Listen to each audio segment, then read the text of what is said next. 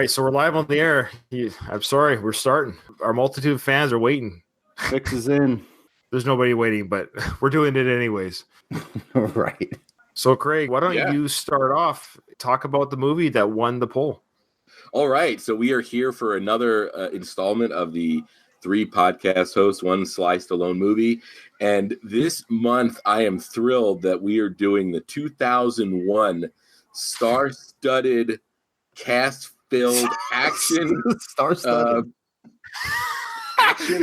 adventure movie Driven. There's a lot to talk about this movie. I don't want to take up too much time setting things up, but I'm Craig Cohen from the Slycast. We're a podcast that chronologically is going through the career of Sylvester Stallone, and we're taking our damn time doing it. Yeah, I think this is the 4th one in a row where I'll ask you, so when's your next episode coming out? Waiting for Judge Dredd still. Well, you know what? I'm not sure if it hit Canada yet, but Creed 2 just hit the home video market. Oh, so we'll be having our Creed 2 super special, which you guys are both a part of. Will be coming out soon, and then that'll be followed up by Judge Dredd. Absence makes the heart grow fonder, right, guys? That's what they say, yes. Yeah. That's why everyone's tired of our podcast, which is mine, the Going the Distance, the Rocky Series podcast. My name is Ryan, and I host that with my brother Ruben, that show. It could be found on every podcast app out there and social media out there. Just Google Going the Distance, the Rocky Series podcast, and you'll find me and our show. If you think they're sick of you, Ryan, they got to be sick of us because we release 1 episode every weekday. That's the Rocky Minute. We are just about wrapping up season 2, which we're thick in the deep of Super Fight 2 right now in Rocky 2. Yeah, that's Rocky Minute on all your podcatchers out there. Go check that out. I got to give you guys credit for suffering through that coma. Oh, my God. It's been a lot of suffering. It was a slog for sure. Hey, we made it, though. The best thing that Coma's ever done is shake Adrian out of her freaking stupor. That's about it. Yeah. And after going through Rocky 2, we've come to realize, like, if they would have cut a few minutes out of the coma and dedicated that maybe elsewhere in the movie, kind of building up the Rocky and Adrian's financial woes, for example, I think it might have done a little more service to that storyline, that part of the plot. Well, we're going to talk about that. We're going to talk about the writing prowess of Mr. Stallone, and not everything that he writes is Rocky 1. But before that, let me come out and say just a couple of things, because I've gotten the impression that you guys both dislike this movie a whole lot compared to how much I at least appreciate it. You cannot.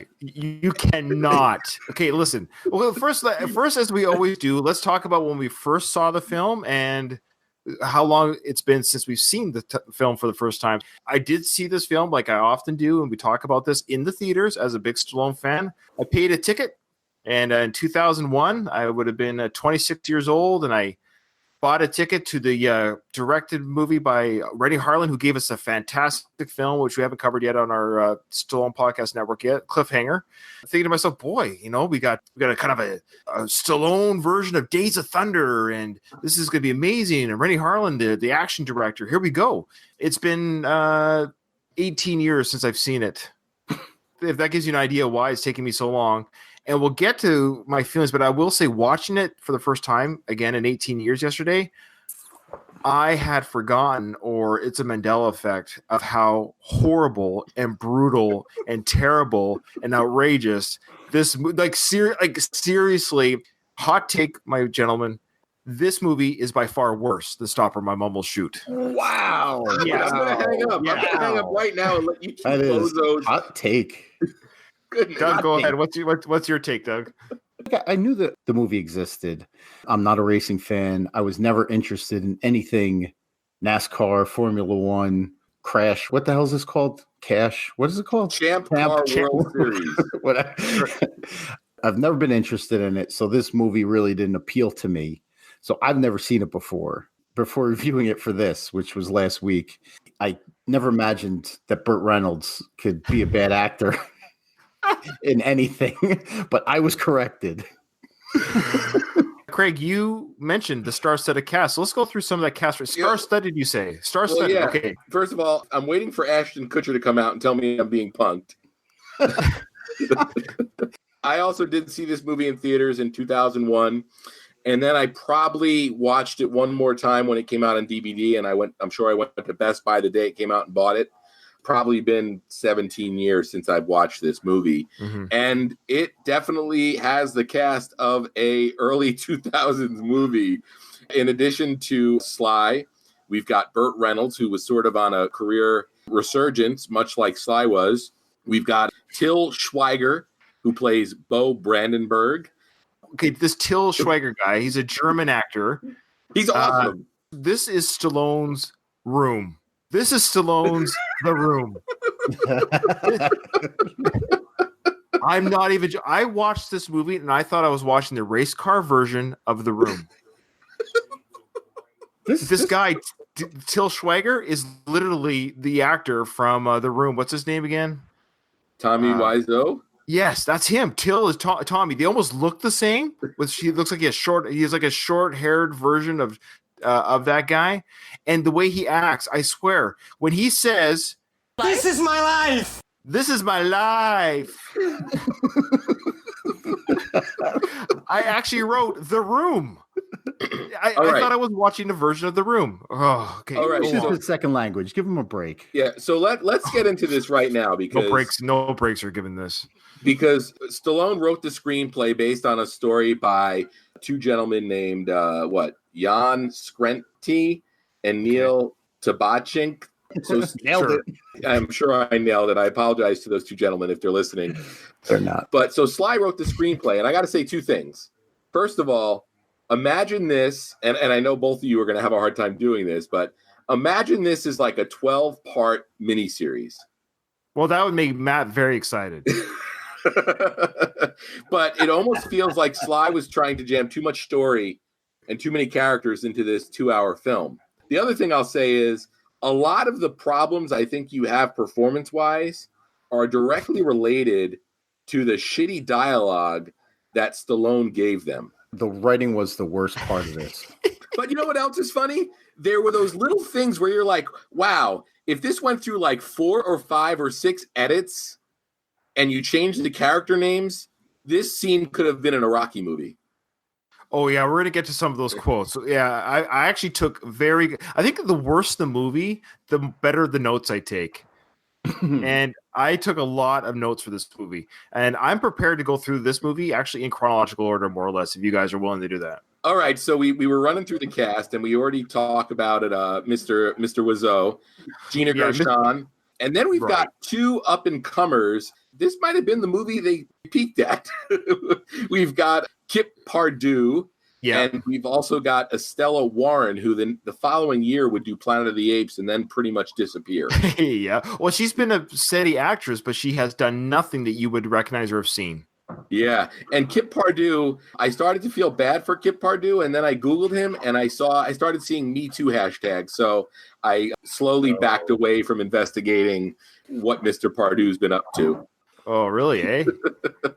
And then Rennie Harlan, who unfortunately was... Oh, right here. Here you go. Regarding Kip Pardue, the Hermosa Beach Police Department announced it is investigating a report of sexual misconduct filed by True Blood actress Sarah Scott, who alleged she was sexually violated while at work in May by former co-star Kip Pardue. Wow. So I am going to say probably another controversial statement here. Kip Pardue, prettier than Estella Warren? No, he's ugly. Yes. He was one of the worst. He was absolute. Okay. Oh, okay. His character, I wanted every time he was on the racetrack to crash. I just wanted him to die. I felt nothing for this character. I felt more for Tommy Wiseau's character, Bo Brandenburg. I actually like Bo better than quote unquote the guy we're supposed. Are we supposed to like anybody in this film? By the way, Memo. We're supposed to like Memo. Yeah, well, Memo is your poor man's version of Jean-Claude Van Damme. Memo was like super positive, except when he goes crazy during that one race. But he was fun. Yeah, he was good. Yeah. You know what? You make a good point, Ryan, because there is nobody that's really likable in this movie. Mm-hmm. There isn't. It's weird. You can sort of argue that the brother, the manager guy, played by Robert Sean Leonard. Yeah. He's kind of a dick, but you can tell that he's got his brother's best interests in mind. That he's the real villain. If there's a villain, it's him. Yeah. Let's just start at the beginning. Stallone was 54 when he made this movie, if that gives anyone any kind of context. I always like to say his age in the movie. Again, he looked great in this movie. He looked pretty good, yeah. Yeah. When he's trimmed down and not bulked out for Rocky or Rambo, I think he looks good. Yeah. I don't know if I'm just used to seeing him at this point doing these cheesy roles. But he actually acted this very well. I thought he was the best actor in this movie. Yeah, I think Craig already brought it up that anything weak regarding acting, especially when it comes to Stallone, I think actually only when it comes to Stallone, because I think every other actor in this movie was horrendous. The scenes in this movie were horrendous. The editing was horrendous. I couldn't even handle. It's like, what am I looking at? Ryan is the perfect example of what went sideways with filmmaking in the late 90s and early 2000s.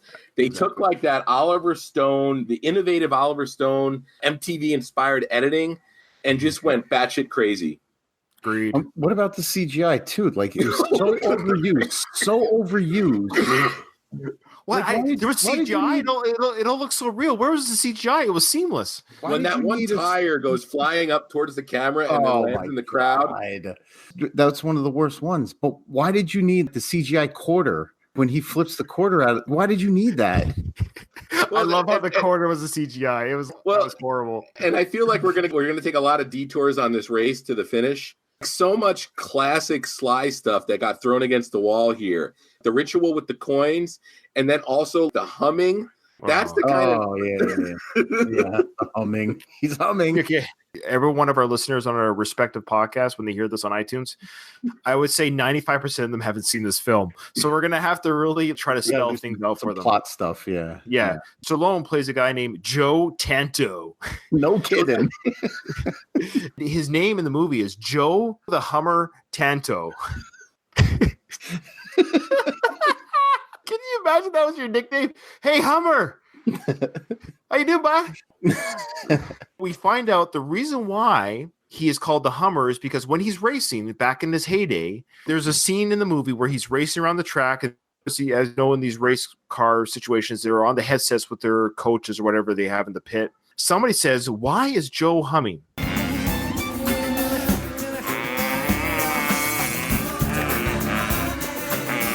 What's that sound? Sounds like humming. Yep. Why is he humming? Just some crazy thing he does when he's pushing close to the edge. Anyone else ever do that? Not among the living. Not among the living. And that was that chubby dude, right? Sure. That dude's a good actor. He might be the best actor in the movie. He was like this kind of help guy in the pit or the crew. He was like watching the monitors on the chat. Yeah. So we have to have a montage. So we have a race montage right at the beginning.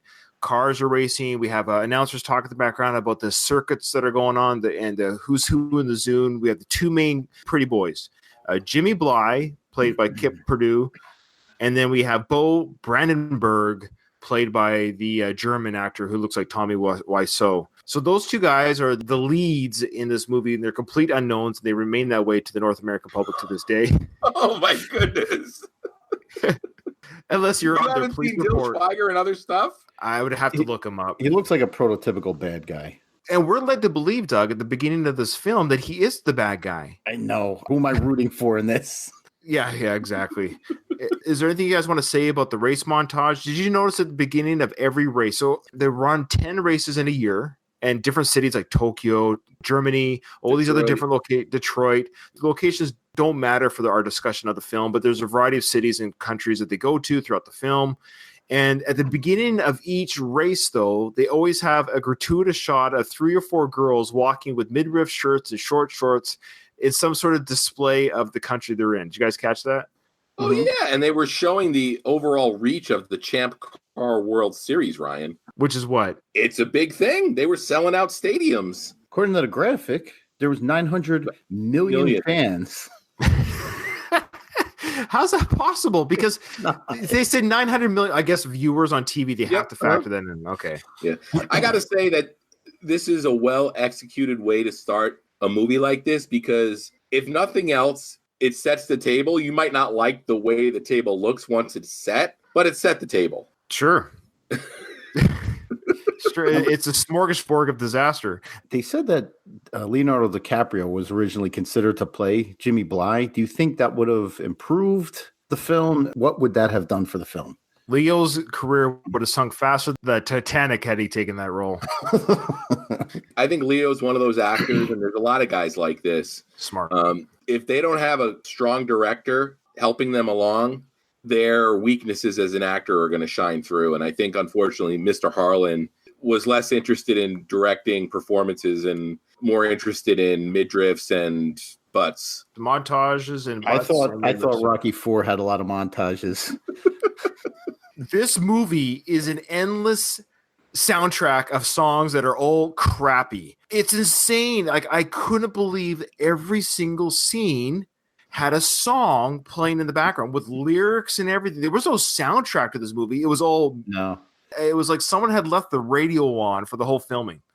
This movie made me hate the early 2000s, and I lived through them, and I thought they were pretty inconsequential, aside from the obvious tragedies we had during that decade. But man, this movie really made me hate that decade a little bit. I think it's fair to say Driven was worse than 9/11. Says the Canadian. Because I think it's actually hurt more people. How dare you? Oh, goodness. They have a composer listed as BT. Another reason to hate the early 2000s. Yeah. He probably doesn't want to be identified. Did you go through the numbers yet?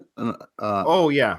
So this movie in today's money costs $138 million to make. It's a pretty healthy budget for a race car movie. It made, in today's dollars, if it was released today, it would have made $75 million. So it lost half of its budget. So it cost 140 and it lost $75 million. No surprise. First of all, racing is a very niche crowd. Well, so, interestingly enough, this film came out the same year as Fast and Furious, Part 1. Yeah. Wow. They feel years apart, man. Both came out in 2001. So there must have been something. You find that a lot in Hollywood where they have like competing scripts. You see it with like A Bug's Life and Ants. That's right. And you saw it with Armageddon and Deep Impact, Wyatt Earp and Tombstone. There's always like a competing script ideas. So I think Fast and Furious and Driven might have kind of been that, because when they were racing, when they took we'll get to that scene when they were racing their race cars down the street. Oh my God. I forgot about that. Right after the montage, we get introduced to Bo Brandenburg and his fiance, and they're having a fight and an argument because Bo, that's right, with Sophia, who's played by the lovely and unknown Estelle Warren, who got the Razzie, won the Razzie for this. 22 nominations. That's a record for Sly. We're caught in the middle, or we're introduced right in the middle of their fight, and he says in Tommy Wiseau's style, "This is my life." Well, you've had problems before and you've never acted like this. Things change. Why can't you just respect what I need? You're having a bad season and you're throwing me out of your life. This is my life! This is not your life! This is what you do for a living. Look, if I'm going to win, I need my mind out there, not here. So right now, this is my life. It's your life. What am I? What am I? A distraction. I'm sorry. Then she goes, "What am I?" And he goes, "A distraction." So they're engaged at this moment. Wait, Ryan's not exaggerating the acting right there. It's pretty accurate. No, they break up essentially. This is important because this girl plays a big role in this movie. So right now, Bo has broken up with his fiancée, Sophia, to focus on racing. He wants to be the champion. That's essentially the storyline right now. Then we kind of go to the next race. Am I right? It's race number 2. Chicago Motor Speedway. Oh, wow. You actually wrote down the cities. See, Doug, Well, not all of them. I gave up. Okay. I gave up after this one. Now we get introduced to a little bit more the character Jimmy, and he's supposed to be, so Bo is kind of, he looks like a dick. He acts like a dick. That's Bo's character. Now Jimmy is supposed to be the good guy, the one that we're supposed to like, the one that we think we're supposed to root for. I think that's what Sylvester Stallone was trying to write in the screenplay. We see him in the car, and his brother is his manager, or whatever you want to call it. And he has this really bad line here to his brother. He says, "You better win this thing, or you're going to look like a damn fool." You better win this thing. Win it, or you're going to look like a damn fool. Is that the support you get from your brother? But how would he look like a fool? He's a rookie racer. Exactly. Right? He's killing it in the standings. If he loses one race in the middle of the season, he's going to look like a fool. You guys watch sports or are very familiar with sports at the very least. In the journey of a season, yeah, you have some bad games, but no one's going to look a damn fool for the rest of their career by having a bad game. Mm-hmm. They give you some exposition too. The race announcers are very key in this. Clyde drafts up into the vacuum behind Brandenburg's car, but every time he steps out of that vacuum, he runs into a wall of air. That slows him down. That affects his momentum. If you're driving directly behind another car, you're sitting in the vacuum of air, meaning that you're moving at a good rate because the air is going around you instead of hitting you. But when you move out towards the side, then the wall of air hits you, and that's apparently what makes Jimmy Bly spin out. What I love about these commentators, I'll say it for the whole movie, every time they commentate about these races, they're talking to us, and maybe rightfully so, but we're supposed to pretend that they are talking to the ESPN viewer at home in the living room, but they are actually explaining racing to us. Ryan, this wasn't on ESPN. This was like on the Ocho. Oh, yeah, the Ocho, or what was that? TNN, the National Network. The Nashville Network. I'm a big hockey fan, right? A hockey watcher, but it'd be like me watching every game. Yeah, no kidding. It'd be me like watching every game. So just so you know, when the hockey player has the puck, he's trying to pass it to another player, and sometimes that pass might go offside, and that's what happened. That's how the commentators were talking about racing. They were explaining racing to us. Do you feel like those scenes would have worked without it, though? I don't know. A balance, maybe a little bit of like realism that we're just take into account that maybe the audience just has seen enough racing to understand that, hey, you're trying to be first place. I don't know. They dummied it down for the average viewer, I guess. And I caught it. And I'm not even a race car watcher. So I thought it was too much. I noticed there were things that bothered me about this movie. That was not one of them. Okay, that's fair. Speaking of Jimmy, when he does spin out of control, there was a scene where he had a vision of his brother, like a ghostly figure, talking to him in the car, saying, "Oh, you're gonna look like a damn fool." Remember that? There was a. You remember that scene? Yes, and then it said, "Yeah, like that's what got into his head." Yes, like the viewer sees him sitting in the car, but we see like an apparition, like you do in a cartoon made for kids of his brother speaking to him. "You're gonna be a fool," and then he does spin out of control, and the commentators go, "Spinning out of control." Why? Spinning out of control. Control. This is the first 5 minutes. Yeah. This is going to be a long episode. No, this was a long movie. I stopped this movie and did something else at least 6-7 times. I had to step away. It felt a good 30 minutes shorter than Assassins, though. Can we agree on that? Yeah, I'll give you that. Assassins was a slog for sure. I'll say this about this movie.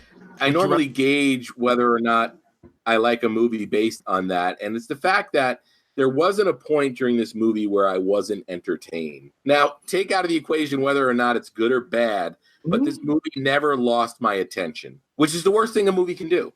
Okay, that's why I called this Stallone's The Room. I watched it like I would watch a train wreck. I love Sly, but I was actually surprising myself how much I had forgotten how terrible this movie was. Like, I was truly wondering if this was a Mandela effect, that I had maybe in a different universe, I saw the Craig version. You're on a different timeline than I'm on, because what you're saying about this film right now, I thought I was going to be saying until I saw the film. I'm like, this is not what I remembered. And I'm not a strong critic. I'm not one of these snooty, tooty critics. I watched The Bachelor with my wife. Okay. I'm not afraid to watch goofy, stupid stuff. This isn't supposed to be bad at all. This was really bad acting and bad dialogue, bad editing, bad music. I can't even fathom anyone liking this for real. Sorry, I was actually surprised about how badly this was. Well, all I know is it's time to call Joe Tanto. Time to call Joe Tanto. It's time to call Joe Tanto. That was said by Burt Reynolds, of course, who's now Professor X in a wheelchair the whole movie for some reason. No. Which is never explained. Yes. Because Burt Reynolds was probably like, I'm not going to stand up for this nonsense. Yeah.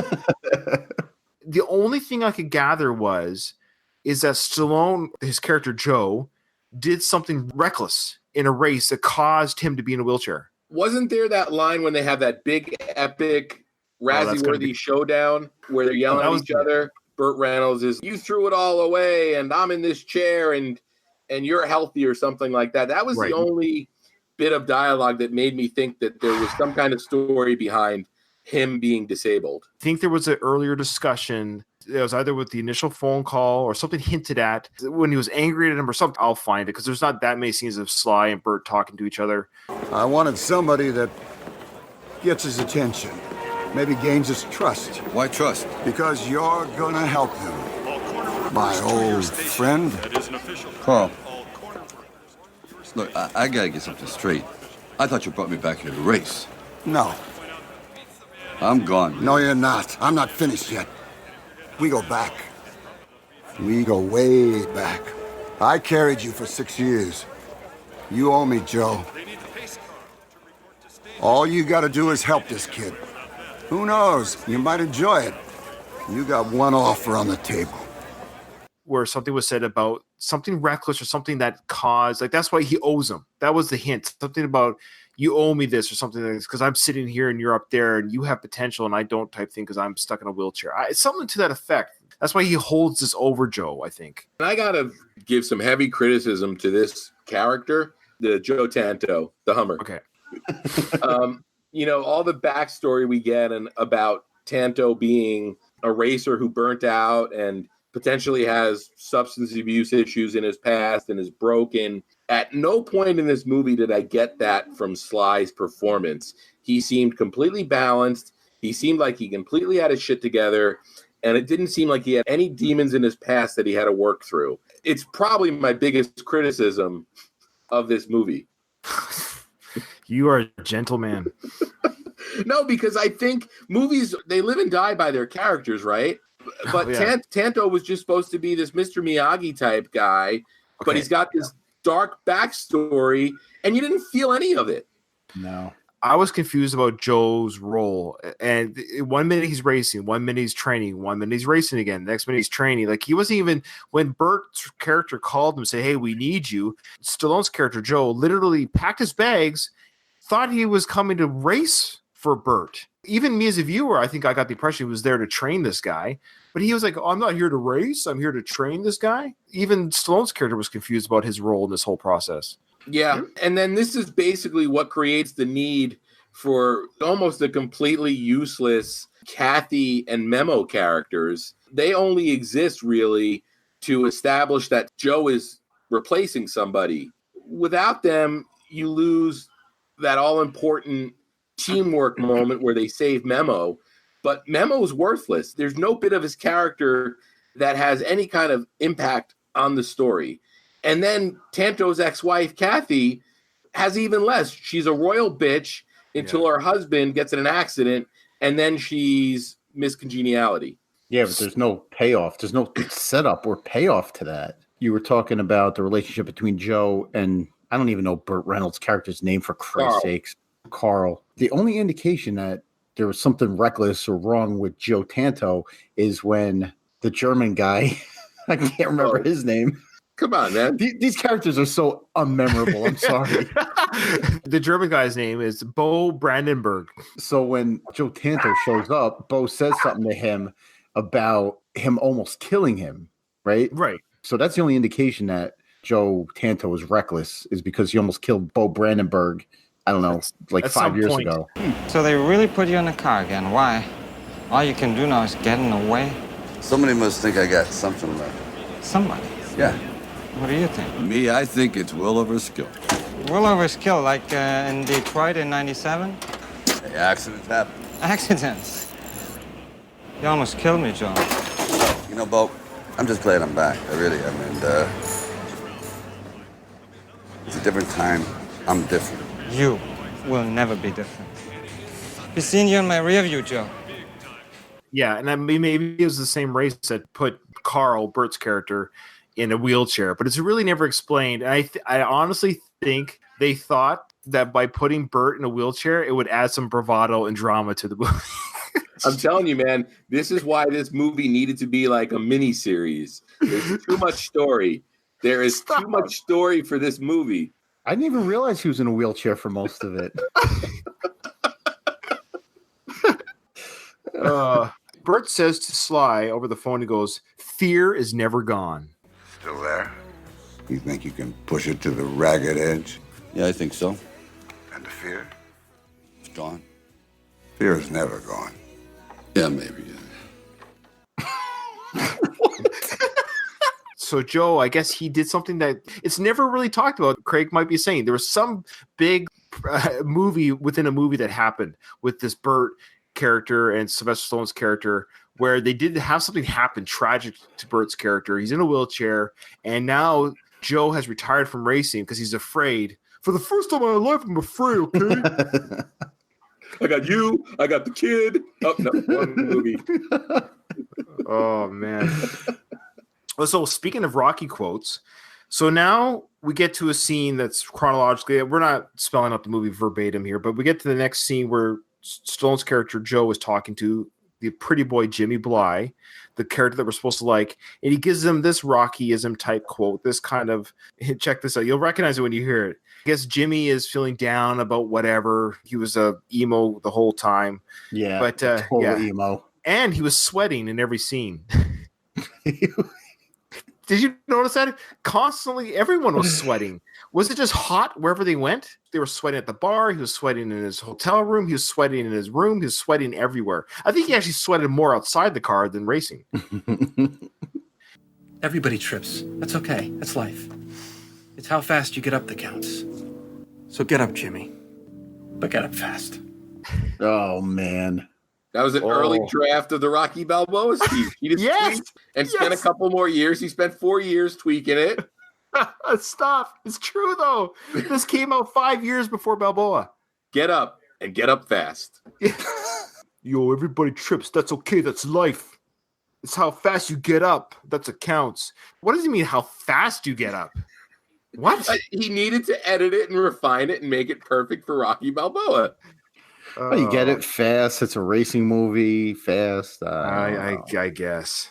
Anyways, that was the first Rockyism that I caught there. So we already mentioned that he thought he was there to race, but he's training. Then he shows off, just for poops and giggles, his coin trick scene. Do you guys want to talk about the coin trick scene? First of all, we miss a key character. Very key character. There are some? Well, we meet Joe's love interest, Luke. Oh, the porter. Oh, yeah. Ultimately, no payoff for. There's no story at the end of the movie that he publishes. No, there's no. No, we see them hold hands, I guess, and during the little the feeling good montage at the end, they seemed to like each other. She was played by Stacey Edwards, who we most recently saw in 2014's The Devil's Hand. Oh, sure, that blockbuster, The Devil's Hand. Let's see if we recognize. Oh, she was a super bad. She played Evan's mom. Oh. What else? I remember. She was in doing a lot of TV work now, it looks like. Oh, yeah, that would be where you'd find somebody like, because I actually was going to say she looks like your standard woman on television character that could play a multitude of the teacher, the neighbor. I mean, she's a working actress. Grey's Anatomy, Castle, Shameless. Yeah, but she hasn't acted since 2015. Oh, boy. Yeah, well, she's got probably that fat driven check came in the mail at the first of the year, and she can take off for a year. Yeah, maybe. That residual check's got to be some big money. She's making it rain. Yeah, well, I wanted to order this movie on pay-per-view, but it's so not requested that I couldn't even find it. I had to get an illegal copy from a listener. Is it Carl? He kind of lays out some exposition for us dummy viewers. When we get a glimpse of Joe's ex-wife, he says, "Now that ex-wife of yours, that's a piece of work. Divorces you, marries a fellow driver. Like I'm sure Joe already knows that. That was some of the stiffest exposition. There's 8 million different ways Sly could have done that. And that's what makes this frustrating, because I read a quote from Sly where he said he wrote about 25 drafts of this film dating back as far as 1997. So it's not like he whipped this up on a weekend while he had nothing better to do. This is something that Sly invested himself in and took the trouble to write 25 drafts. The original script was 220 pages long. Yeah, it was a 4-hour movie. Like what? It was a 4-hour movie, and there was 51 minutes of deleted footage on the DVD. As we speak right now, Matt is going crazy. Matt, our only listener right now live. Matt, just so you know, there's a cut out there that's 4 hours long. It's your mission is, shall you choose to accept it? Find that 4-hour cut.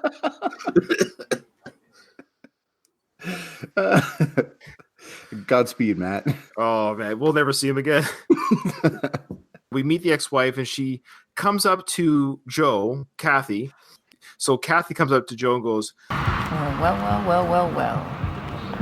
So, what about me? How do I look? Or do you still hate answering loaded questions? Oh my God. It was embarrassing. It's like, go ahead, ask me. Go ahead, ask me. You love him? I love a lot of things. Why'd you have to marry him? He's a younger, better you. Again, don't blame Gina Gershon for the shitty dialogue that Sly gave her. No, I love her. I think she's a great actress. She's got that great line at that party scene where she thinks Sly is trying to make a move on the journalist. Mm-hmm. And she goes, Joe, if you don't get it by midnight, you're probably not going to get it. And even if you do, I don't think it's going to be worth it.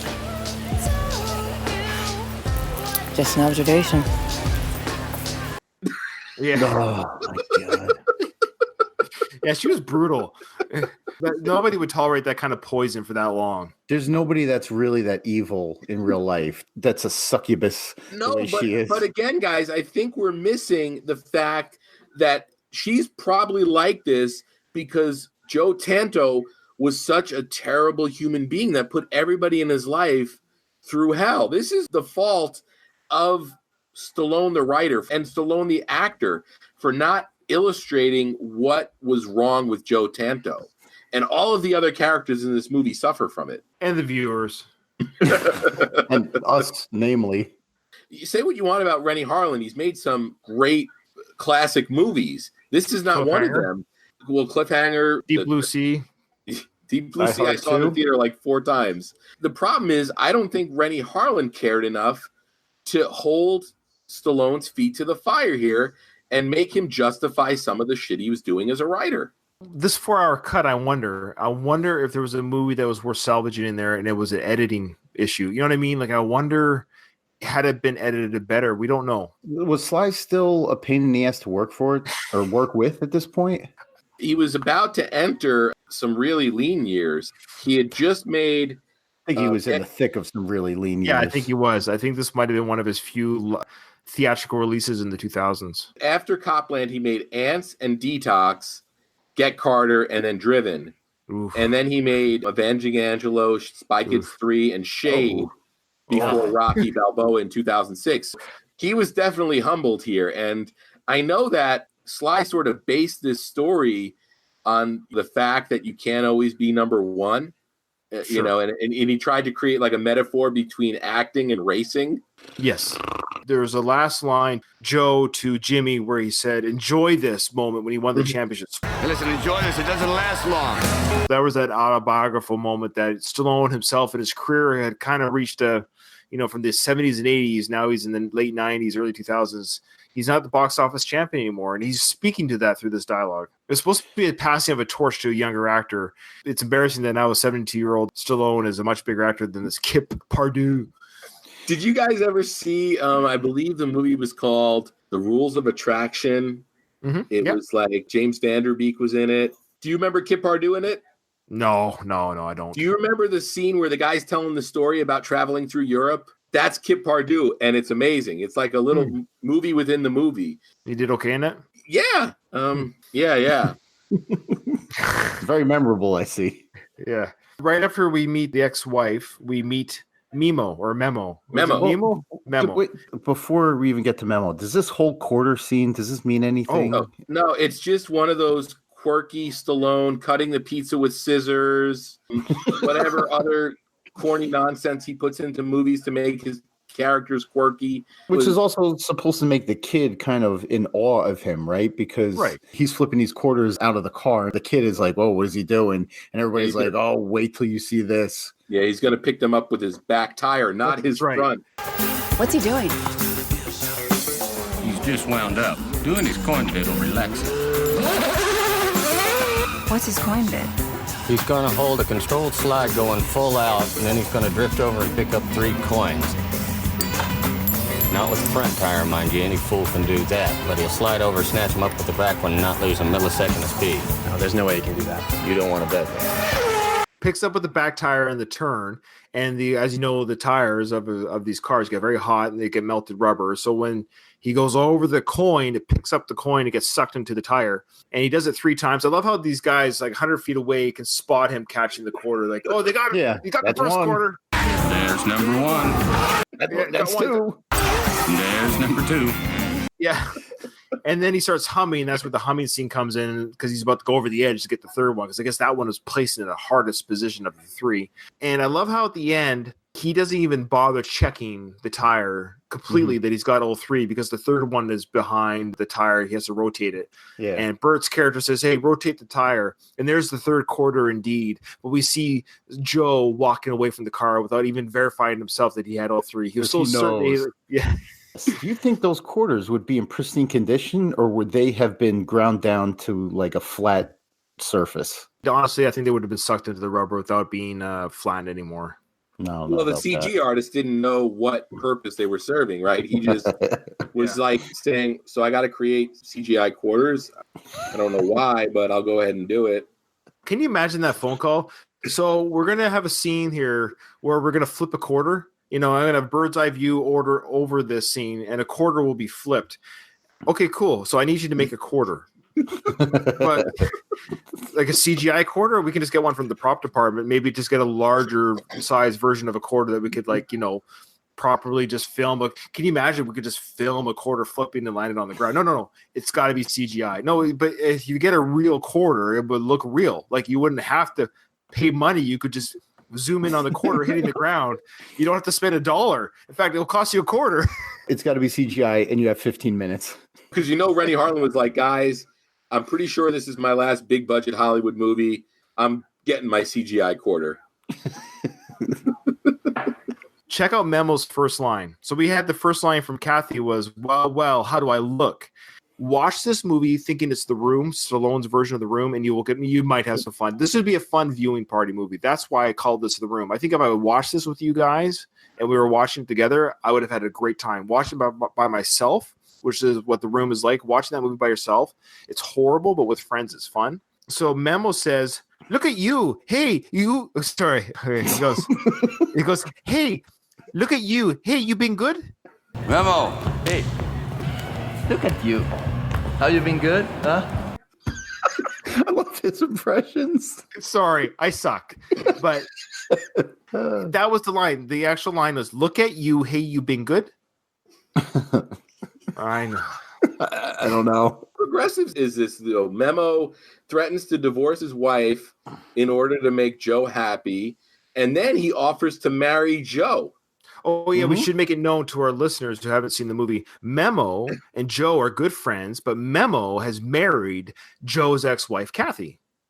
And which is crazy because Joe is even more cordial and funny and nice guy than Joe ever would be. And Joe's a pretty even-keeled guy, but Memo is just like a goofy, easygoing. Even his wife, Kathy, Joe's ex-wife, seems to tolerate and allow him to have this friendship with her ex-husband.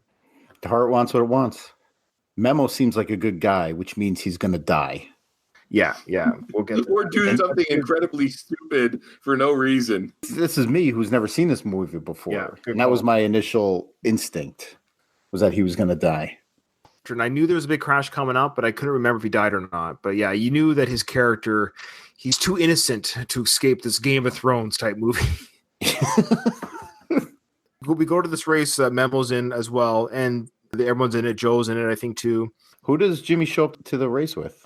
That's right. We missed that. For our listening audience who has seen this movie, there was a scene at a bar between one of these races where Sophia, who's now broken off her engagement with Bo, is now making the moves and flirting with Billy, the sweet kid, who's an opponent of Bo's, and now she's jumped ship and is now trying to date and get into the pants of Billy. Mm-hmm. And they seem to have a kind of a flirty, fun relationship, friendship, but they never consummated it on screen or otherwise. Who the hell's Billy? Billy is the terrible actor Kip Pardue. That's Jimmy. Boy. Oh, sorry. Jimmy, Billy, same thing. See, it's hard, right? Yeah. So my apologies, Jimmy. Everything I said about Billy was Jimmy. That was the character we're supposed to be rooting for some reason. I have yet to find anything endearing about this guy, whether his character, his look, his acting, his constant sweat. Mm-hmm. Jimmy's brother is pretty much just kind of looking out for him, but he's a huge dick to Sophia the whole movie. Yeah. Which I don't think is warranted. No. Yeah. What is she doing here? It's all right to know. No. This is very not all right. Brandon Berg's whatever waltzes into your life by accident? Whatever. Hi, I'm Sophia. That's your problem. DeMille, come on. Again, he's the bad guy. He's like George Washington Duke of Rocky V. He has nothing but greed on his mind. He's using his brother to finance his life or whatever. Mm-hmm. There's a scene then, speaking of Sophia and Jimmy, where they're at a hotel and there's a pool, and some of the worst dialogue in movie history. This is exposing Stella Warren's swimming skills. Yep, that's right. She was a synchronized swimmer. Mm-hmm. Correct. Yeah, in real life. Rennie Harlan, you want to wear a swimsuit for me? Let's put you in the pool. A real flattering one piece. Yeah, a one piece. Like, come on. The one time we could have used a bikini. Like, seriously. But he asked her where did she learn how to do that, and she says, "I was raised by frogs." Is that the line you were talking about? Yeah. Oh, ribbit. Come on. Okay, come on. This is coming here. Come here. Just give me a second. Sorry, I'm jumping all over your bit there. What are you doing? Swimming. Swimming. That's swimming to you, huh? I don't think that's swimming. It's a little beyond. I've never seen anything like that. Pretty fantastic. Where'd you learn how to do that? I was raised by frogs. Raised by frogs. Ribbit.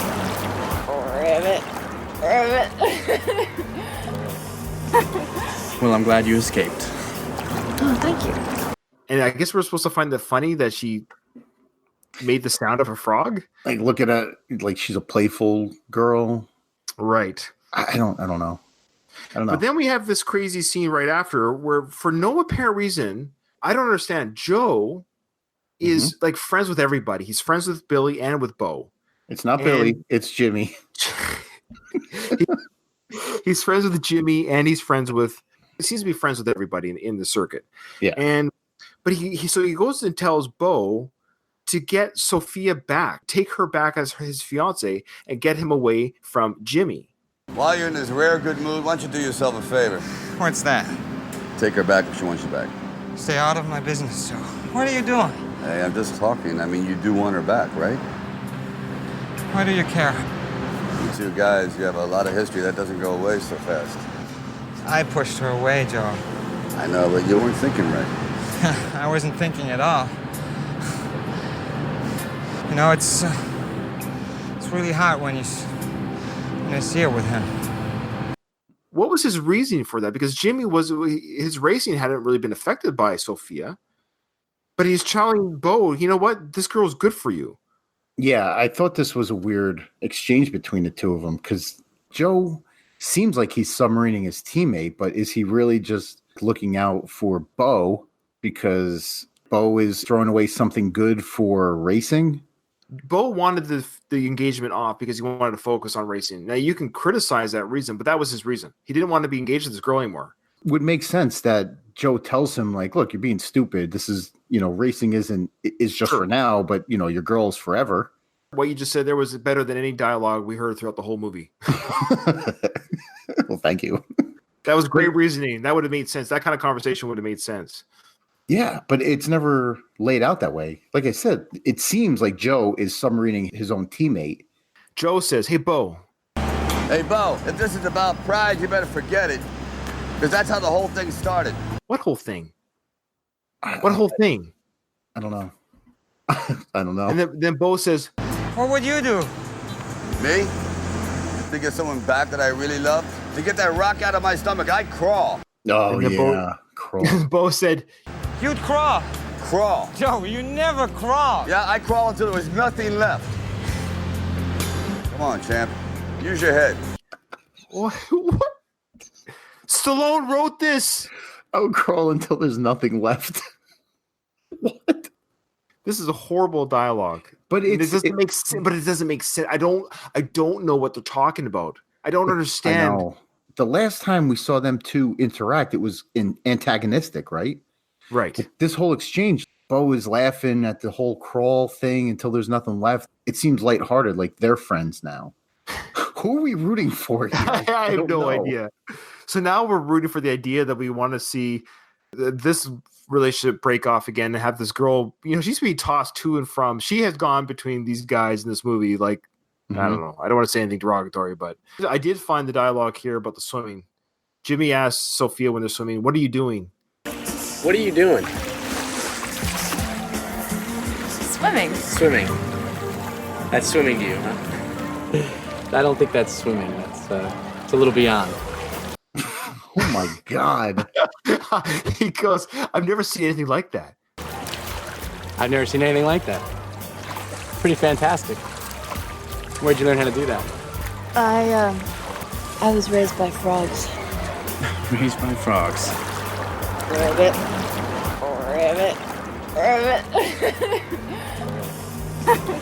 Well, I'm glad you escaped. Oh, thank you. Thank you. And then she goes, thank you. Jimmy, what's on your mind? Jimmy, what's on your mind? Oh my God. It's almost like, I didn't hit there. I did not. Oh, hi, Mark. That's exactly what this feels like, that tempo and dialogue. Let me ask you a question. Did Craig bail out of this because he knew that this was horseshit? I was wondering. I have our camera minimized. I didn't see that. I was like, why is Craig being so quiet? And he has gone. Craig has left the building. I just see that now. I had our camera minimized. I didn't see that. I just thought he was being really quiet. He'll chime back in. Something must have popped up. Oh, there he is. Craig, welcome back. Welcome back to the show. You missed nothing. My internet didn't appreciate all the bashing, so it took a dump. We just summoned you. This was your vote, by the way. And by the way, this was our first tiebreaker. We had to have a tiebreaker recount between this and the Lords of Flatbush. And I think I would have had a much more enjoyable time watching the Lords of Flatbush than Driven. But by the way, I want to put everybody who voted for Driven on notice because you bastards aren't even here to see this live. Yeah. Where are you? Yeah, you put us to the ringer. You better listen to or download our episode. I got to say this, guys. I know there's podcasts out there that have covered Lords of Flatbush. This is quite possibly a historic moment. This might be the first podcast that's ever devoting this much time or any time to the movie Driven. Anytime, correct. Yeah, I think we put more thought and consideration into this film than was put into the film during the filming. This is an absolute disaster. So what did I miss? We just read through the quotes of the ribbit, we found it, and the dialogue that Bo and Joe had where Joe tells Bo, get your girl back. And we're just trying to figure out the reasoning behind that. Do you have any insight to why Joe was telling Bo to get the girl back? This is another instance where Stallone is going to show his complete and utter incompetence in handling story beats. We're probably seeing this happen to Joe Tanto, and Tanto let Kathy get away, and whatever happened to him happened. So he's, having lived through this, he's trying to convince Bo that Sophia's not the problem, and she's possibly the part of the solution. Okay. If only that was expressed. Yeah, if only that was somehow dialogued, that would have been amazing.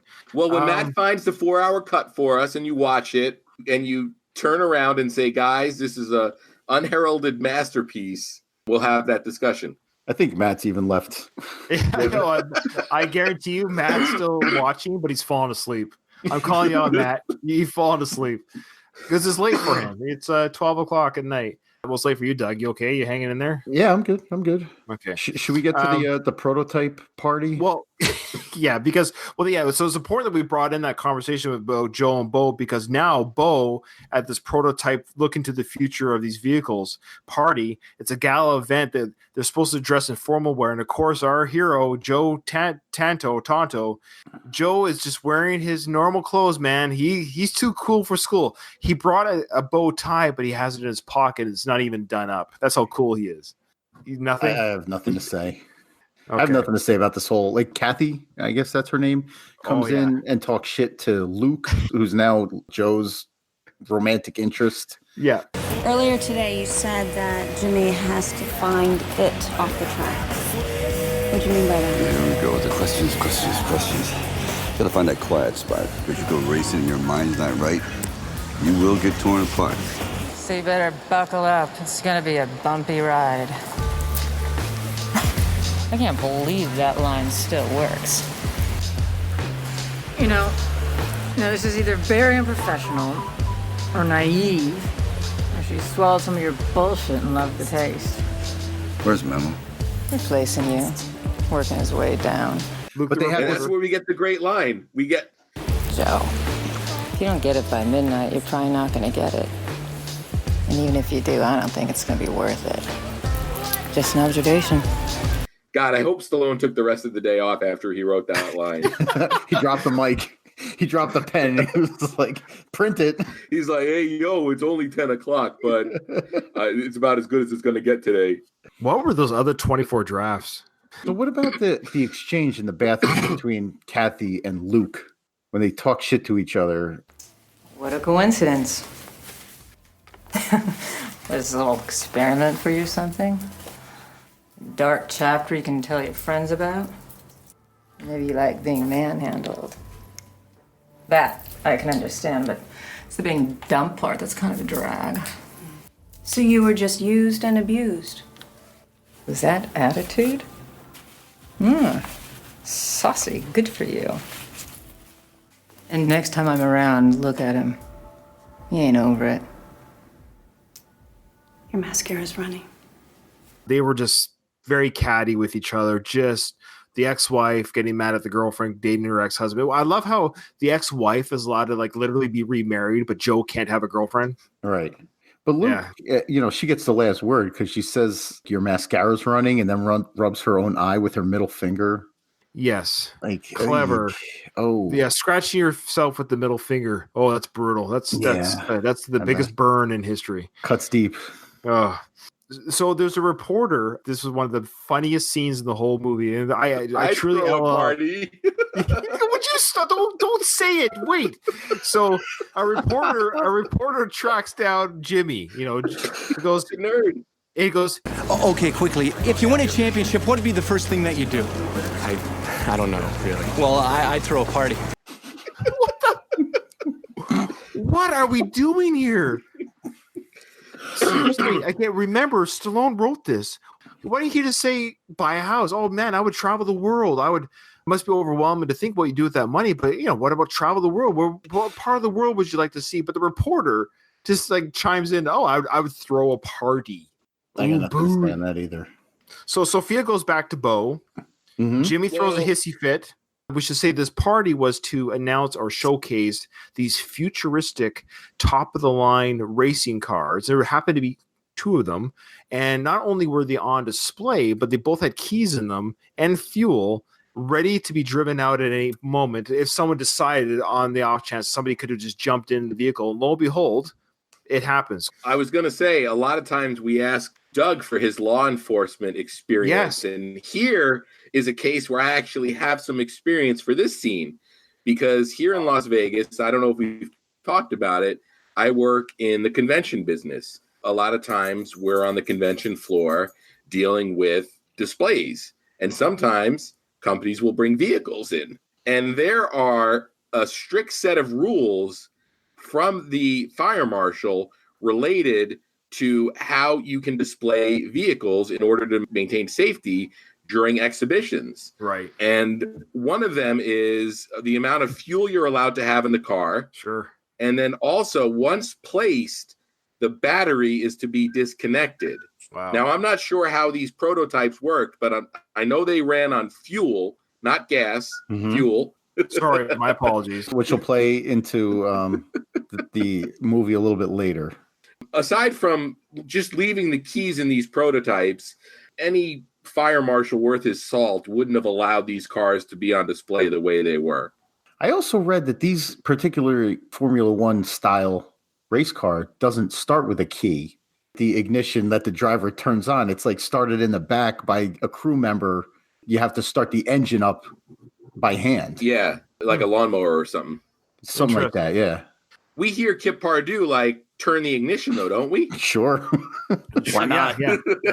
So now that we understand there's these two cars on display that everyone's oohing and awing over, Jimmy sees that Sophia has made the decision at this gala event to go back to her fiance, and he accepts her coming back, and he's asked for her to come back. So now they're a happy couple again. Well, actually, he proposes to her. Reproposes, that's correct, yeah. yes. Gives her a ring back. Oh, basically, they have a little like Beverly Hills 90210 little scruff fight, and he jumps into the car and he speeds off. Joe, seeing a distraught young man speed off in a prototype race car into the streets, the city streets, figures, well, I've got to stop him because he might hurt somebody or hurt himself. So he jumps into the second race car, and they have a race car CGI disaster race through the streets of what city was this again? I don't remember. Chicago. Okay.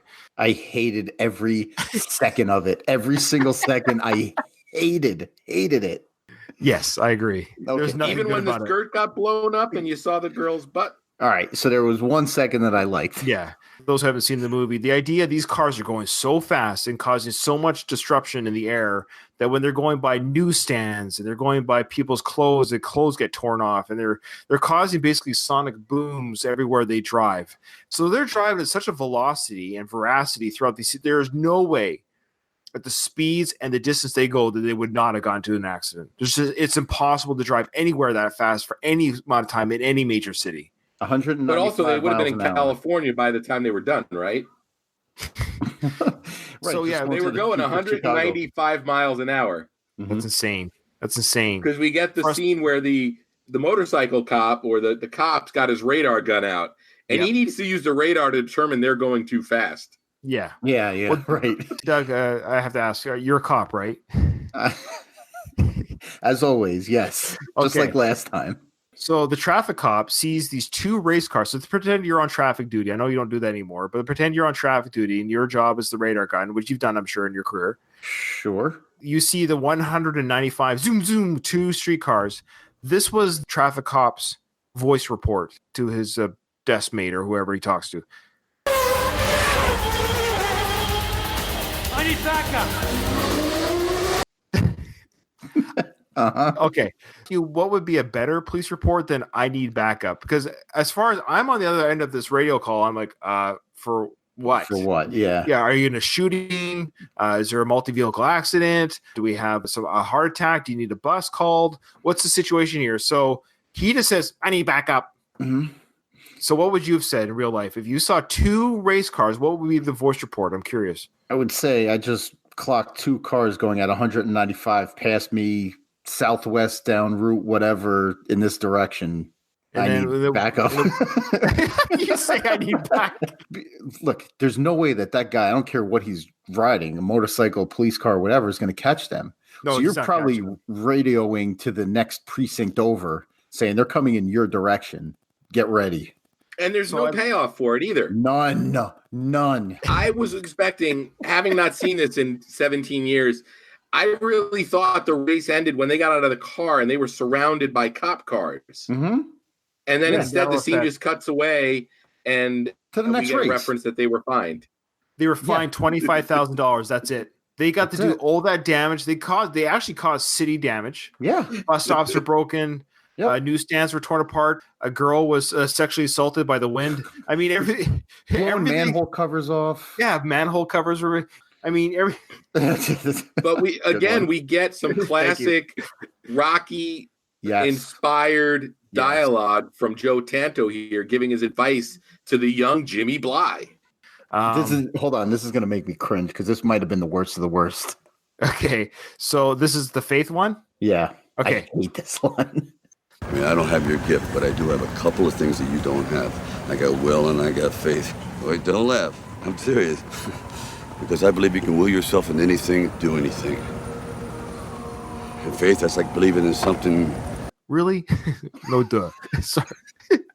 Water, it's like wet, okay?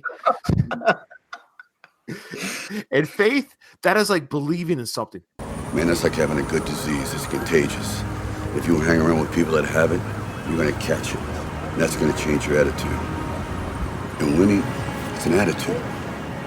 So if you trust me, if you trust yourself, by the end of the season, you'll either be on top or you won't. But I guarantee you're going to know what Jimmy Bly is really made of. That's contagious. It's contagious. If you hang around with people who have it, you're going to catch it, and it's going to change your attitude. He writes these speeches for Rocky, and the speeches for Rocky are memorable. You hear a speech like this, you want to get up and you want to go conquer the world, but this does nothing for me. Nothing. I got will and I got faith. And if you have AIDS, other people have AIDS too. It's contagious. I don't get it. I don't understand. What are you trying to say? What message is that trying to say? I don't know because it goes from faith to attitude at the end. So I don't know. He was basically saying, believe in yourself. And when you believe in yourself, you can do anything. Well, why didn't he just say that? He had to do 200 laps to get there. But it's a good disease. If the rest of Stallone's movies that we haven't covered yet are like this, I'm done. I'm out. Guys, it could be much worse. We could be sitting here talking about avenging Angelo. Are we going to get to that? Is that going to be one of ours? It's got to be, right? I've already reviewed it for my show, but to be fair, Craig's already reviewed things for his show that he's done twice. I haven't.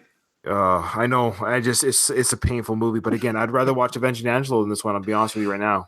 I'll tell you right now, if that ever gets nominated, I will personally fly to New Jersey or Canada to personally come and slap you dual style. It's gonna be thrown subjecting me to that nonsense. That should be our swan song. That should be like the last one. I actually ran this, but then I ran the 1-2 punch of Party at Gideon Studs. That's right. The last Angelo. That's right. The last episode of our crossover podcast will be Party at Gideon Studs. I think it's the only way to end this show. Will be Party at Gideon Studs. The race in the rain. Yeah, that's right. So they're in Germany. I remember it was Germany, and they kept talking about the weather. I wonder if that was a foreshadow. But this and they had the rain tires too. So yeah, naturally. Joe gets benched for Memo. Memo's back. That's right. So Memo's in. Joe gets benched. Joe, spoiler alert, he gets third place overall at the last championship race because it's done by points. And I'm confused. He spun across the finish line?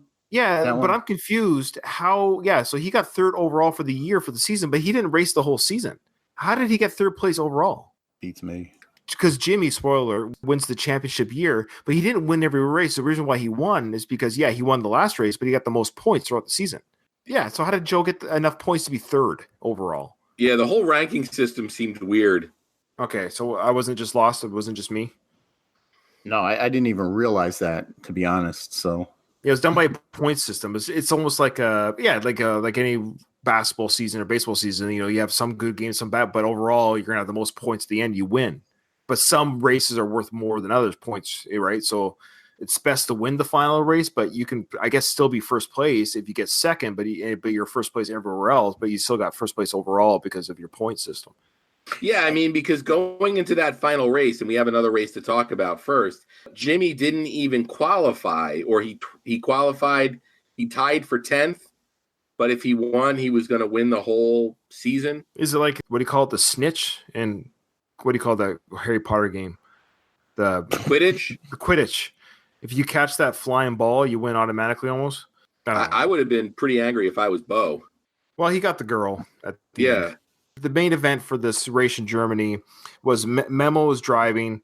His crash that he has was incredible. It was like legendary. World War III explosion. If Driven had a sequel, we'd have two guys in a wheelchair rolling around. So here's the thing that doesn't make sense to me. Memo is like the nicest guy in the world, and Memo and Joe basically work on this team to enhance Jimmy. Mm-hmm. But maybe because of Kathy's influence, Memo decides he's going for the win.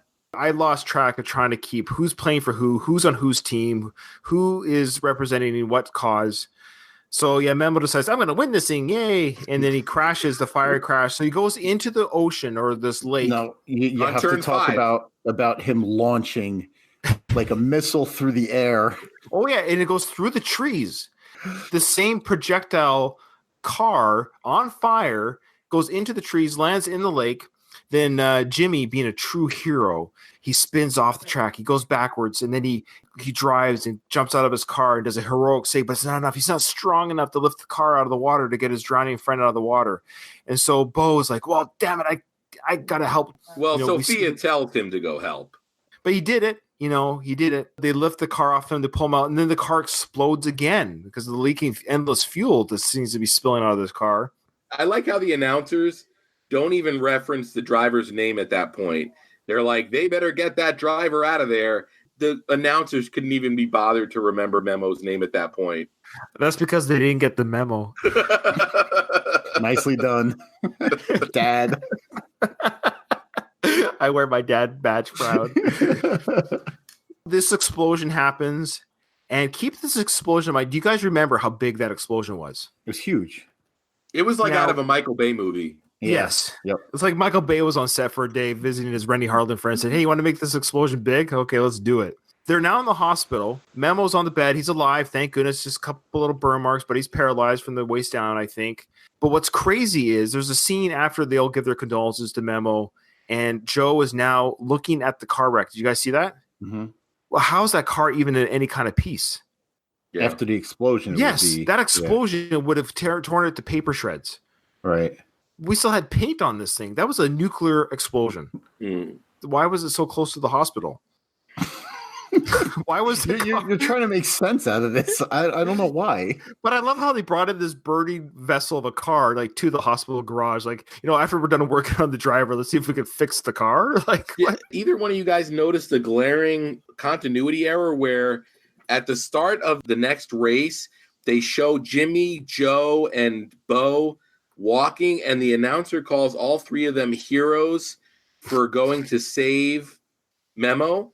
Yeah, Joe Jimmy wasn't never involved in that rescue at all. Yeah. No, Joe, he got there when they were already out. He just looked really good in the rain, looking forlorn. Let's not skip over the part where Carl is going to fire Jimmy and try to sign Bo to his team. I want you to be the first to know I'm terminating the kid's contract. Why? I don't think he's the real deal. I don't think he's mentally tough enough. I don't think he's adult enough. Getting out of a car in the middle of a race. Save the man's life. I'm not here to debate with you. Gonna go for Brandenburg next year. What are you doing, Carl? Whatever it takes to win. His brother know? Brother is brokering the deal. Well, don't do this. It's done. Then undo it. Oh, you suddenly care. Don't kill him off. Don't kill him off. So now at this point, now Carl's the asshole. He's the bad guy, right? Right. Another thing that's glossed over and never addressed again. Carl has like the Ricky Bobby philosophy where if you're not first, you're last. Mm-hmm. Because apparently Jimmy finishing second on the season would be a complete and utter failure. So he's got to completely wash this kid out. It's remarkable. And that's when we'll get to the scene where Burt Reynolds' big Oscar speech scene. I watched you kill yourself. And you had everything. And you threw it all away. And I had to sit there and watch. The slowest man in the fastest sport. I wake up every morning and my legs are on fire. I know I'm gonna have to sit in this chair for the rest of the day. But if they gave me one more chance, I'd do it all over again. It ain't gonna happen. We are all damaged. Yes, I've got an excuse. You don't, do you? Terrible. This was awful. The nominees are Burt Reynolds for Driven. There was probably a part of Burt's little brain there where he thought that he was given some sort of performance here that may just sneak into a performance worthy of an Academy Award. It felt like that. We weren't that many years removed from Boogie Nights, which he got nominated for. So he's probably feeling pretty high here about his acting career. Burt Reynolds is a monster, but somehow he sucks here. Yeah, it was horrible. It was almost like, hey, look, I'm an actor acting. But dude, he can act his ass off. This is the best that Rennie Harlan can get out of him. Nah. I don't think Rennie cared. I really don't think Rennie cared. And if the director doesn't care, the actor's not going to care unless they're like the guy that makes all those Paul Thomas Anderson movies that's retired now, that played Abe Lincoln. Daniel Day-Lewis? Yeah, Daniel Day-Lewis. I love there's a sequence here before the final race where all the racers are saying goodbye to their families and packing pictures into their clothes, family photos into their clothes, like they're going to war. Oh, my goodness. And you know that when Sly wrote this and when Rennie shot it and whoever edited it, they thought they were doing something that was going to make people in the theater have an emotional moment. There were some real racers did cameos for this. I read that was their real pre-race rituals. Yeah, remember the end of Gladiator, which came out a year before this? Think about this for a second. Gladiator came out in 2000, directed by Ridley Scott, starring Russell Crowe. One of the best movies ever made. I freaking love the music, the acting, the story. The CGI. The CGI, even in 2000, was just so much better than this pile of garbage. And this came out a year before Driven, right? So in theory, like the technology was a year behind. And there's a sequence there at the end where he's going to his family. You know the scene where he's going to his family in the afterlife? Yeah. That is editing. That is music. That is acting where you feel the power, the love for family. Then you skip to Driven. You can't compare 2001 Rennie Harlan to 2000 era Ridley Scott, who was at the peak of his powers in terms of his ability as a director. But that's what's actually really amazing, though, is that to make a movie is a talent. You can say that I like to play basketball. If I'm dribbling the ball, see, guys, look, I like to play. I can make a couple hoops. And then LeBron James comes over to me and says, well, I like to play too. And then I'm just destroyed. But there's still the same activity. There's a movie being made here, but there's just two different levels of results. Yeah, well, the problem is that a director is supposed to have every answer, even if they don't know the right answer. And I feel like the further along Rennie Harlan got in his career, the less he cared about having any answer to any question and was more focused on photographing midriffs and butts and explosions and couldn't be bothered with a lot of the important aspects of filmmaking. Quality. And again, I mean, this is the guy that made Cliffhanger. So it's crazy. We know when he's focused and driven that he can turn in. That's what he did there. He can turn in a quality movie. But again, I'm not sure who you ultimately put the blame on for how a lot of people feel about this movie. And Stallone. I hate to say it, but it does have to be Stallone and his 25 drafts. I don't think you can outact or outdirect an awful script. No. And we've talked about this before where Stallone, I know he never listens to our show anyways. I'm not ragging on him in case he is, because we know what he can do. We know what he's capable of. And this goes and I know he has already stated for the record that this is one of a few films, and a few of them we've already covered, one of them being Stop or My Mom Will Shoot, that he wishes he never done. He makes no bones about it. He wishes he never made this film. He wishes us three were not talking about this film. He wishes it didn't exist. And yet here it is, right? We know that he can write Rocky, that he wrote Creed 2, that he can write this stuff.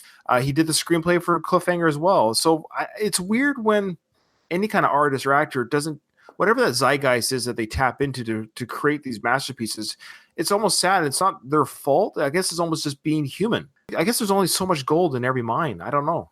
It speaks to the collaborative nature of filmmaking. And for, let's say, a Creed, he had a Ryan Coogler, who is probably one of the most talented young filmmakers working today. Yeah. And it takes a village to make a movie. Mhm. And if Stallone isn't 100% invested in something, it's probably really hard to get everybody else invested. One of the things I love about all of our individual podcasts is we're all huge Stallone fans. Absolutely. But that doesn't mean that you just go into complete hero worship mode. A true fan of anything should be able to objectively look at the thing that they like and acknowledge when it's crap. Mhm. Yeah. So they have the race, the final race. First place was Jimmy. Second place was Bo. Third place was Joe. And they You know, started from the rear of the pack and they tag teamed it. And they didn't really illustrate this too much, but there was that moment where they're like at the diner or a restaurant and Jimmy's like explaining like a passing move to Joe. So I'm gonna come around here and turn 7. I'm drafting off Brandon. We're gonna fake outside a little bit right here. Now, 8's a tough place to pass, but I'm gonna carry that speed inside, bring it back down the straightaway. I have plenty of speed to carry it. It's kind of flawless. You're not even paying attention. Watch this. Show me again.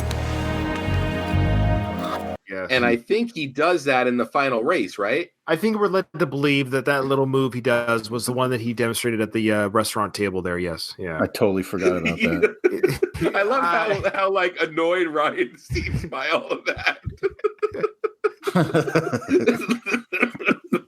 Like Ryan's like, I can't believe I'm even acknowledging this nonsense. What a callback to a great moment in the movie. There is a callback here that I actually did enjoy. The humming. The humming. Oh, and Jimmy starts to hum, right? Yes. The humming has caught on to other racers. Still don't know what it means, but oh wait, what does it mean? He's close to the edge? He's on the edge. He's close to the edge. He's humming.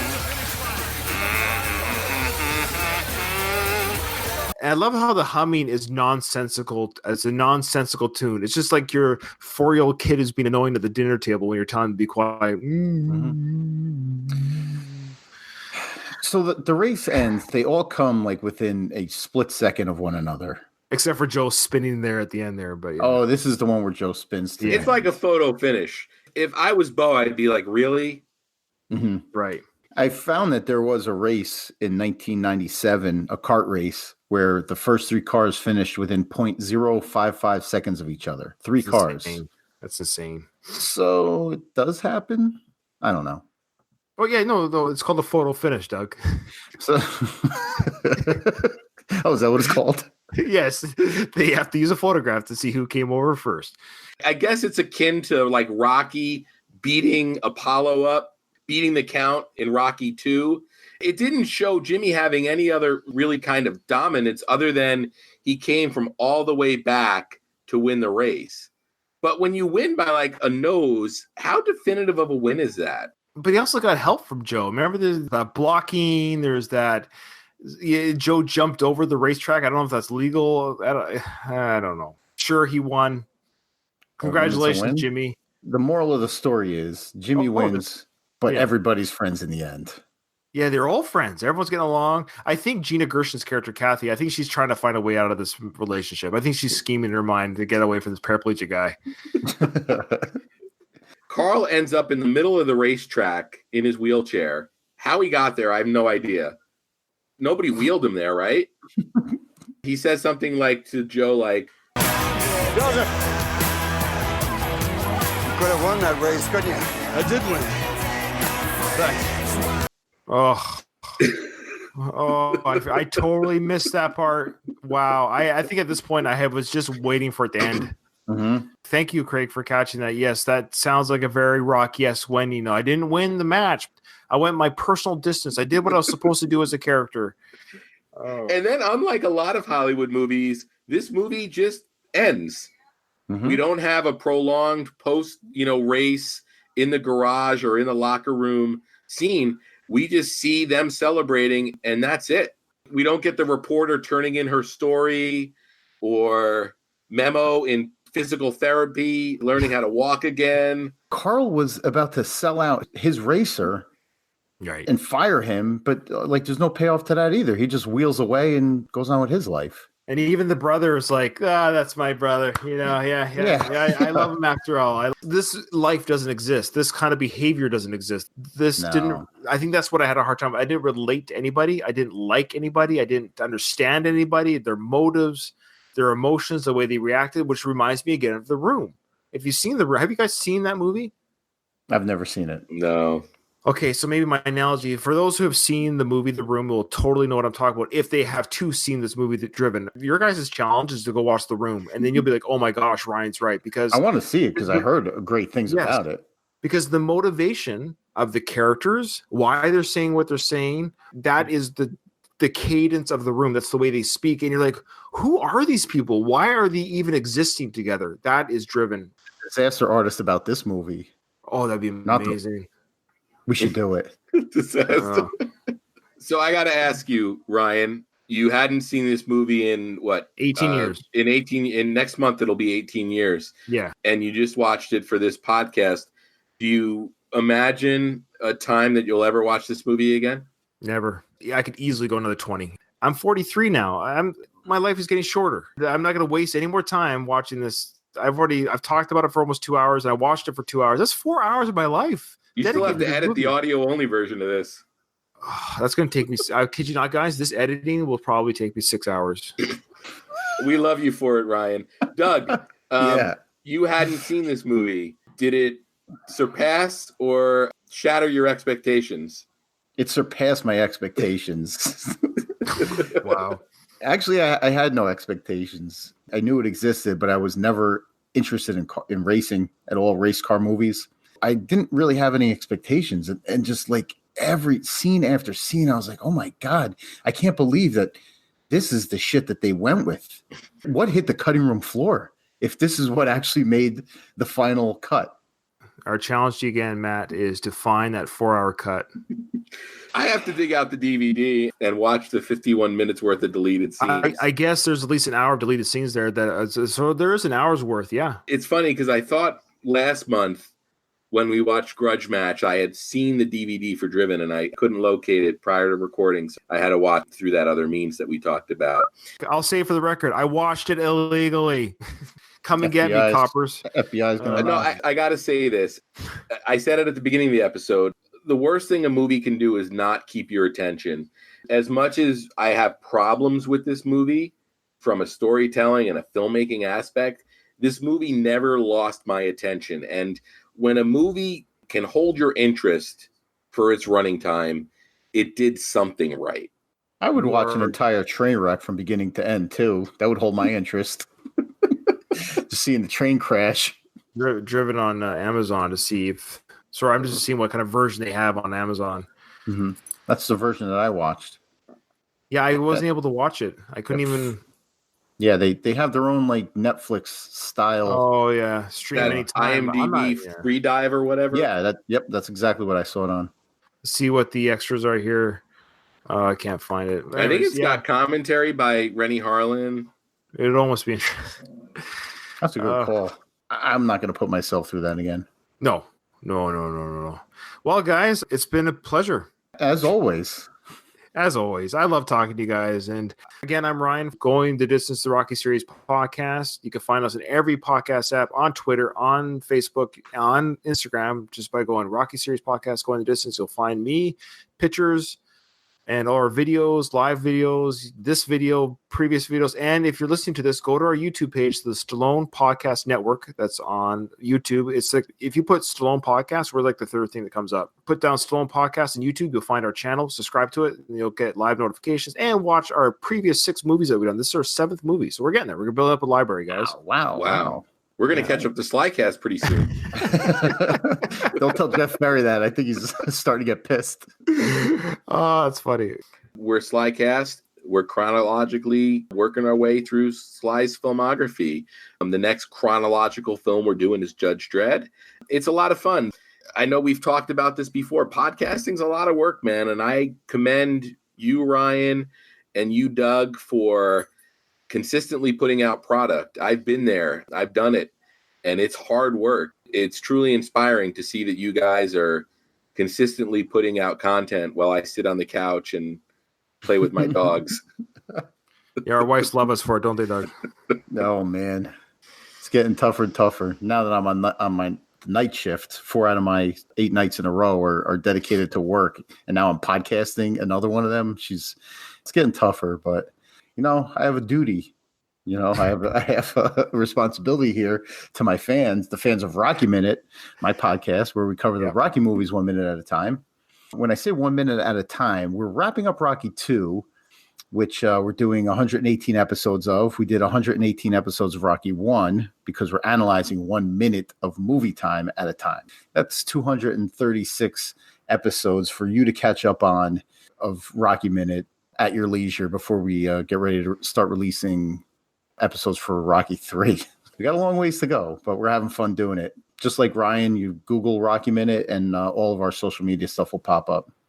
I can't wait to be a part of the Rocky 3 Minute. I thoroughly enjoyed my participation in Rocky 1 and Rocky 2, and I welcome whatever minutes you want to throw my way. All right. I don't think there's many slog minutes like, the coma from Rocky 2. Rocky 3 is great, man. It's pretty lean and mean. Yeah, it's going to be fun. All right, guys. Thanks everyone who's going to watch this video on our respective channels and listen to us on our respective iTunes channels. We'll talk to everyone later. Bye. Ribbit.